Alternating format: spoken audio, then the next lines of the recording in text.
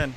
আসসালামু আলাইকুম প্রিয় দেশবাসী, আপনারা যখন কোনো পর্যটক অঞ্চলে যখন আসবেন, আপনাদের ব্যবহৃত যে পানির বোতল, চিপসের প্যাকেট, যেগুলো আপনারা ইউজ করেন, পলিথিন বর্জ্য, সেগুলো নির্দিষ্ট এলাকায় ফেলার চেষ্টা করবেন।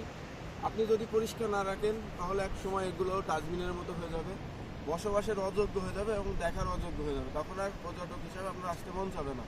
এটাই আমার মেসেজ ছিল। আমি সোয়াডাঙ্গার ছেলে, আমি সবসময় ভালো কাজ করে থাকি, আপনাদের সামনে দেওয়ার চেষ্টা করি। আল্লাহ।